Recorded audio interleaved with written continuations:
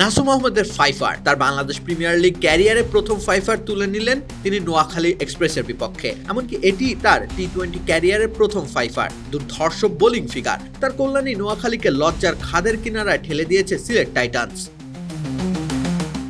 ধুঁকতে থাকা নোয়াখালী এক্সপ্রেসকে মাথা তুলে দাঁড়াতেই দেয়নি নাসুম আহমেদ।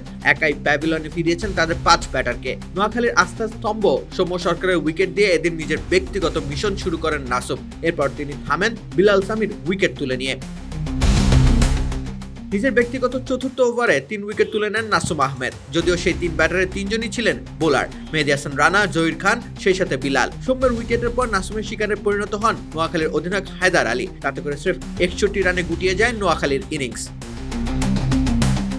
ব্যক্তিগত 4 ওভারে নাসুমের খরচা হয়েছে মোটে 7 রান। কোনো মেইডেন ওভার ছাড়াই তিনি ডট দিয়েছেন 20টি বল। তাতে করে বিপিএল ইতিহাসে দ্বিতীয় সর্বনিম্ন রানের বিনিময়ে 5 উইকেট শিকারের রেকর্ড করেছেন নাসুম আহমেদ। নিদেন পক্ষে 5 উইকেট শিকার করা বোলারদের মধ্যে বাংলাদেশি হিসেবে সর্বনিম্ন রান খরচ করার রেকর্ডটাও এখন লেখা হয়ে গেছে নাসুম আহমেদের নামে।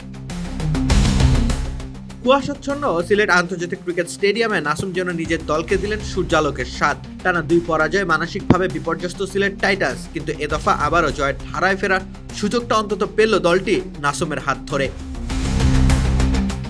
রাকিব হোসেন রুম্মান, খেলা 71।